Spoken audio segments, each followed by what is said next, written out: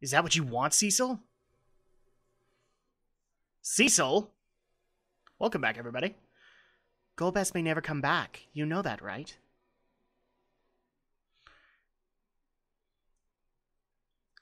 Aren't you going to do anything? He's your brother. My brother. Yes! I'm brooding. I'm sad, bad. We might be in trouble. We have to get out of here. Cecil.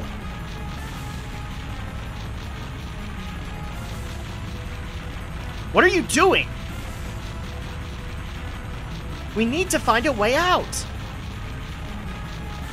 This way. Kane. Oh no, we're not falling for that again, buddy.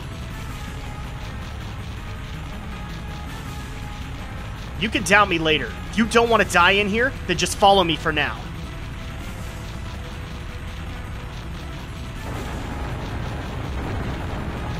Yeah, can we follow him quicker? Hurry!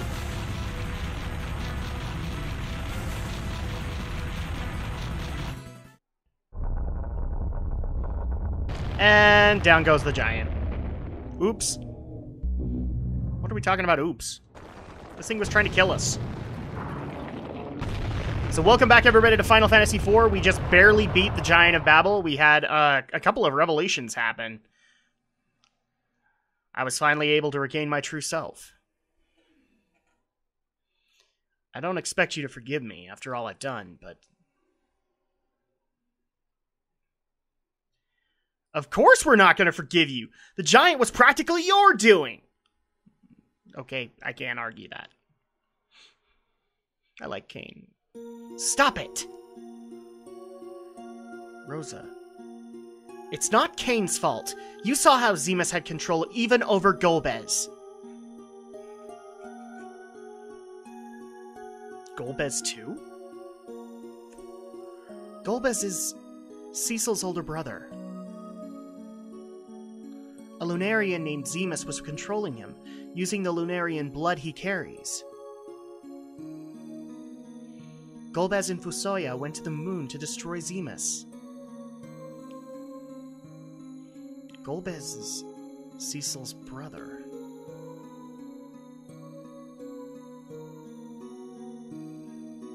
Then I too should follow them to give Zemus what he deserves.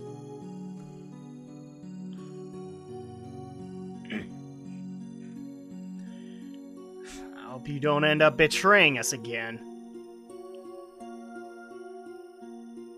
If that happens, then you should cut me down without hesitation. Because Kane's a badass that way. I'll go too. I want to give this guy a piece of my mind. Edge.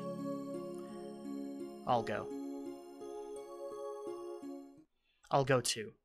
To the moon. Bangzoo. Cecil.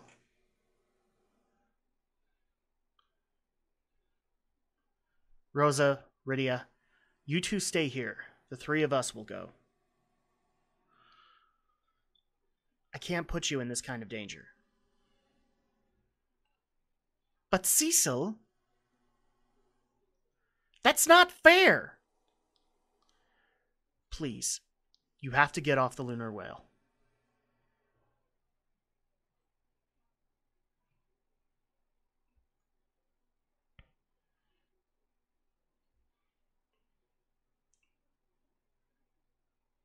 You kids won't be much help anyway. Yeah, this talk is kind of condescending. Who are you calling kids? They kind of deserve that. Just stay put, okay? Aw, does Edge have a crush? Cecil.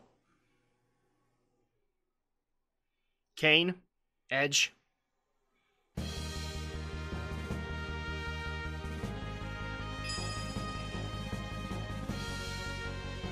Time to go to the moon! Yep, we have just barely reached endgame. Because now it's time to face off against Zemus.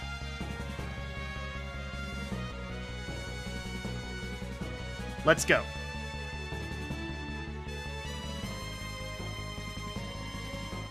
Oh, and looky. Rosa. Get out of the way, Rosa. I can't do that, Cecil. No, you have to take me with you. Otherwise, I'm not moving. Why are you doing this? I want to be with you. I don't care what happens, as long as I'm with you. Daw. Rosa, I guess we have no choice. Well, aren't you a ladies' man? Alright, Rosa. I'll protect you with my life. Aww. It worked! What? You? I told you before that this was everyone's war. Besides, I'm the only one who can summon Eidolons to help us. She has got a point. Rydia, you too? Fine. Let's all go. After all, this is everyone's battle.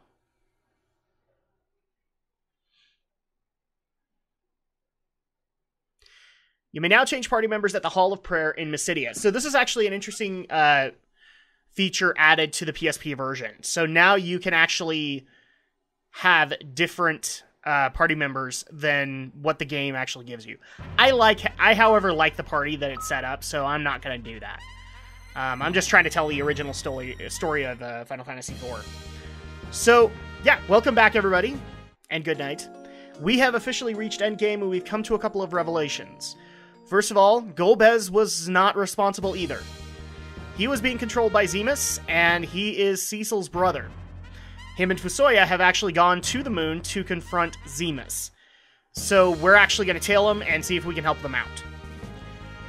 But before we do that, we actually also need to take care of one more little subquest that I actually wanted to show off here.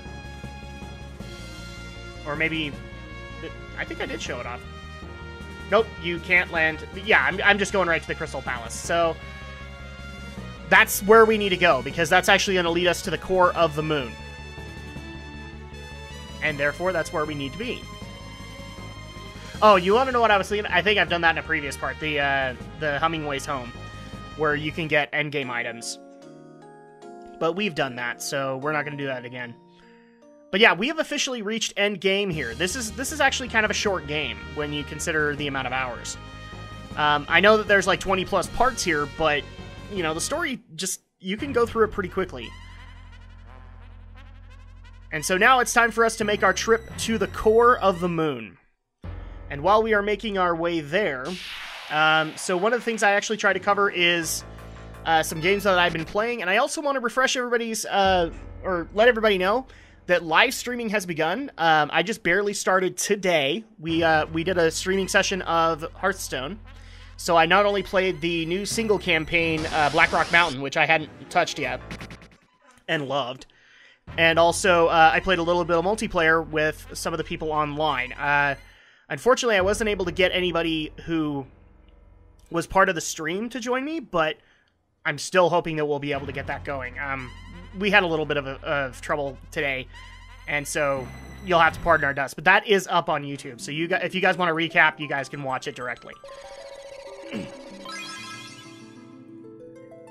And before I go into the game updates, I actually want to show this off. So we are at the Palace of the Moon, where we found Fusoya. And it just so happens that if we go further into this palace, we actually can find the crystal chamber that leads to the core. So let's go ahead and do that, shall we? So that's where we met Fusoya. And now go even further back, and you can go into the Crystal Palace, where all 8 crystals are gathered. Fusoya and Kluya's son entered the core a while ago. So now it's time for us to follow. All you have to do is go and step in on this tablet, and we shall guide you to the core. And now we can access it, while having a seizure in the process. Sorry, don't mean to cause a headache. And welcome everybody to the Lunar Subterrane. The final dungeon. And it's pretty big, so if you'll notice, I'm going to be exploring quite a bit, because the final weapons, the final armor, and all of that is here. So, and we'll also be doing some grinding here too. So what better way to start things off with what I've been playing currently. So obviously I've been playing Hearthstone, and while only playing one wing of Blackrock Mountain, I am absolutely just... It's awesome. Hearthstone has... I actually don't think I gave Hearthstone enough credit when it first came out. I was like, it's just a kiddie card game, and I was kind of over the whole craze. It still manages to be entertaining, even when you're losing. Even when you are just sucking it up, as people actually saw on the stream. I took a couple of wins, but I also took a couple of losses. So each time it was fun, because games can literally go either way. And the same thing can happen in the individual adventures. I didn't get too far. I actually wanted to at least beat the first wing, and I wasn't able to do that because Emperor Thorsan gave me a bit of trouble. But I'll go and beat it in my own time and see how well I do. What's actually kind of funny is I got a couple of daily quests done, so congratulations! The freaking stream got me to get some daily quests done. Excuse me.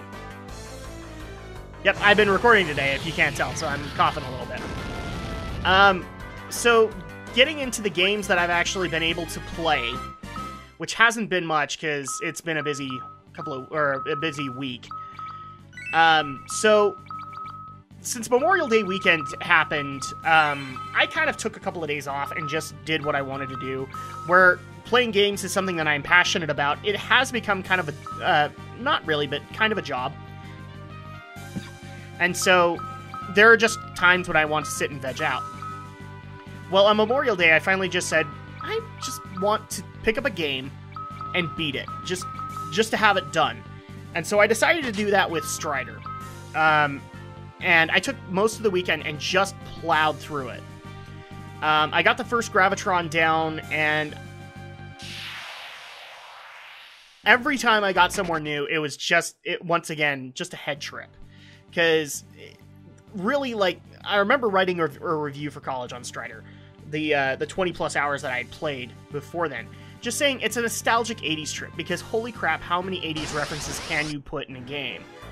And just make it seem really cool. I mean, you are in a post-apocalyptic Neo-Russia as a ninja assassin trying to free this neo-communist nation. Or take revenge, or whatever the plot is, because they never really make it clear. And so, I ate it up.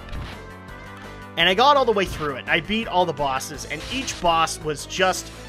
Even though some of them were hard as crap. Like, I got stuck on the servant before the Emperor for a while. Then I got stuck on the elevator gauntlet to Lord Mayo. And really my problem was I couldn't get past that last wave.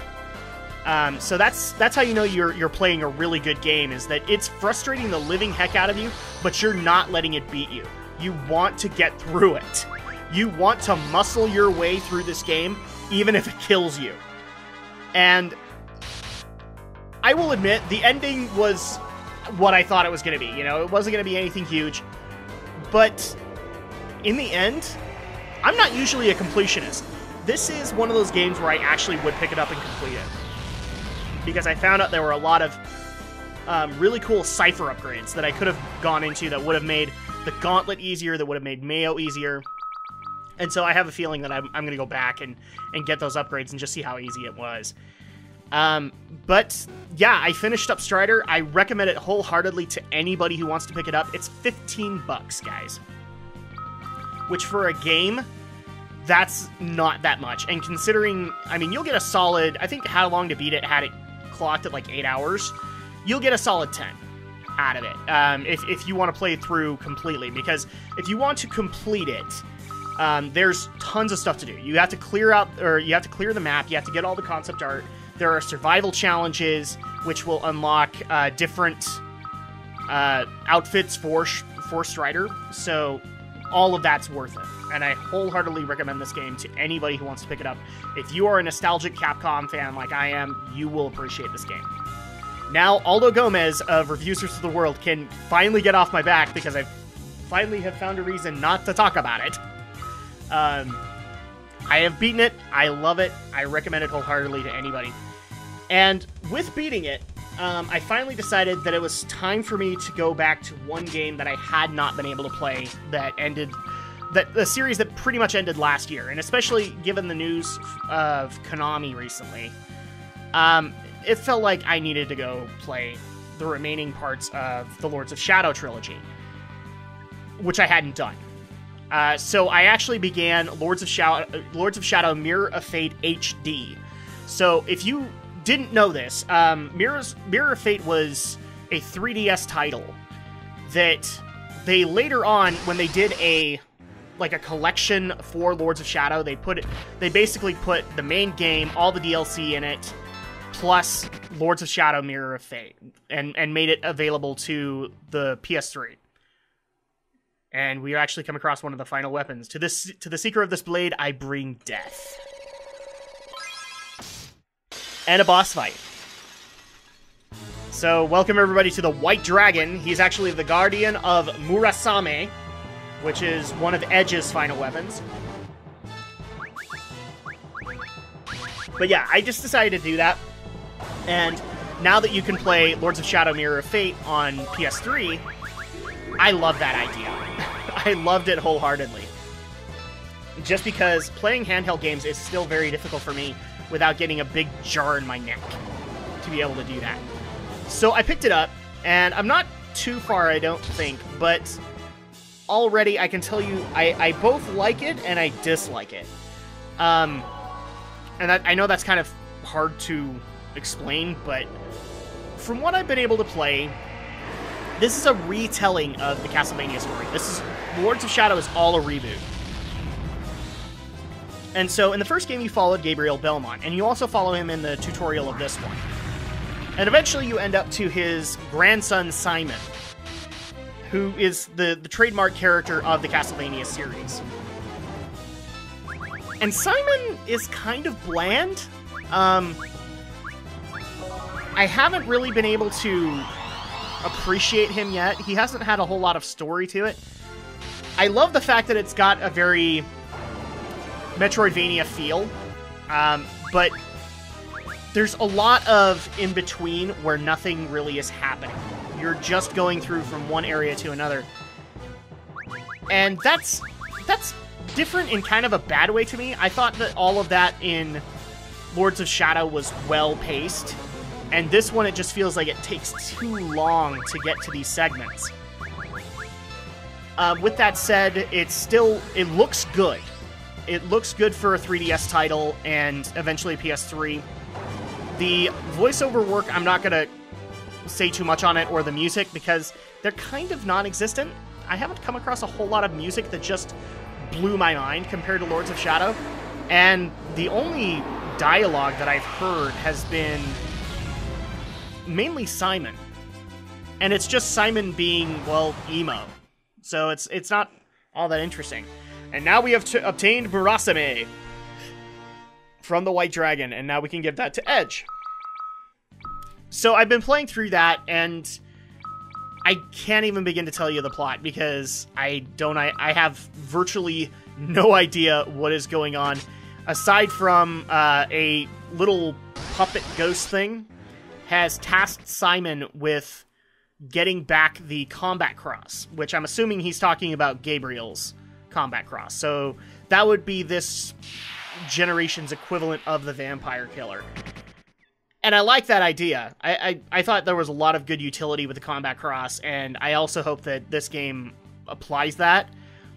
But I want to see more upgrades to it, if that makes sense. I love the fact that you are starting off right now with a leather whip, and I don't want to just sit there and go, okay, well, the only upgrades you're ever going to get to it is that you can swing, or you can latch on to places. I want actual other upgrades, like put a fiery upgrade or a holy damage upgrade. I don't know if this game is going to deliver that, but I guess we'll find out. Overall, it's okay for the most part. I haven't had major complaints with Mirror of Fate, and I'm going to play that through and then immediately go into Lords of Shadow 2, because I want to be able to finish that. Because like I said, Konami is not in a good place. If you guys hadn't even known the news, they just barely announced that they are going to go completely mobile, like Sega. And the difference between them and Sega is that, yes, Sega's been making some bad games, but they have been trying to bring Sonic into a 3D world. They've been trying to bring other franchises in. Konami has been busy burning a lot of bridges. Specifically like that with Hideo Kojima. Kojima is probably their flagship here. He is the moneymaker.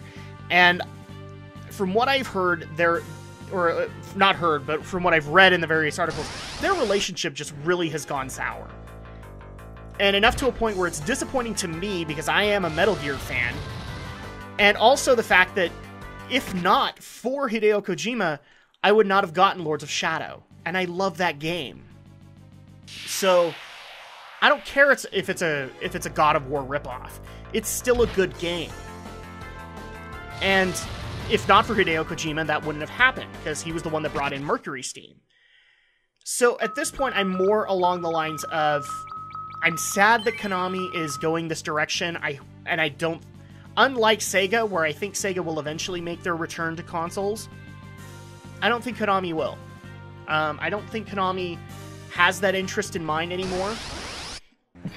I think they're more going along the lines of SNK, where SNK did a bunch of like Fatal Fury, pachinko machines, and things like that. I just don't see Konami coming back from this, which is sad. But it also allows for other companies to take up their properties, and actually we can see what they can do with it. Dare I say, we could see a reimagining of Castlevania. I don't know if we're going to see that anytime soon. I think you're going to have a different CEO of Konami before that's going to happen.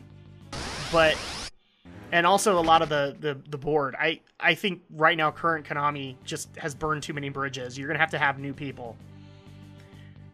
And where I would like to see new takes on things like Contra and Gradius and who knows how many other Konami franchises there are out there, they're probably going to be mobile properties, because Gradius and Contra really lend themselves to mobile.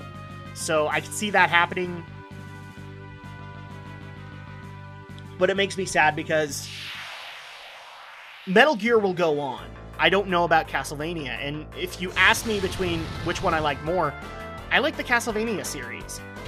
I am thankful that Koji Igarashi has announced Bloodstained Ritual of the Night, and I'm totally gonna get it. But it's not like Igarashi is gonna come back and work on Castlevania. He may want to buy out the rights so that he can do more games in that vein, but it's not gonna be for a while. I think he's kind of set in making Bloodstained, and that's fine by me. So it makes me overall very sad. A company that I've grown up loving is, or at least another company that I've grown up loving, is biting the dust. And it's one of those things that's kind of a reassurance of your age. Because I can remember back in the day when Konami was a big hitter. And it's going to be sad to see them go. It's one of those things that I have had to think about a lot, and it makes me wonder, eventually I want to have a family. And I wanted to bring so many of these games to my kids and be able to say, I played the original, you're playing Castlevania 20, And here's where it started. And I would hope that they would be interested in that. But there's so many companies that are biting the dust that I don't know if they'll ever get that. I don't even know if Nintendo's going to be around when I have kids. And that's a sad thing. You know, what are my kids gonna do if they couldn't grow up with Mario like I did, or with Zelda? And that's a sad concept, you know? That's one of the sad parts about growing up here, is that eventually all things fade. And it's sad, but at the same time, I'm also excited about what so many other companies have going. I was so happy to hear that Playtonic got the rights, or got their Kickstarter funded for Yooka-Laylee, because they can make a modern Banjo-Kazooie and bring in so many more new fans to this franchise. And it's so great to hear about that. But it also makes me sad that people will not know the game companies that I knew. You know, the Capcom that used to make Mega Mans all the time, or the Capcom that used to make Onimusha. And so it's one of those things where I'm going to have to describe, you know, this era that they missed. But I'm getting way too nostalgic, and we've actually run out of time for this episode. So next week, we're going to continue through the Lunar Subterrane, and we're actually getting ready to finish this game. So...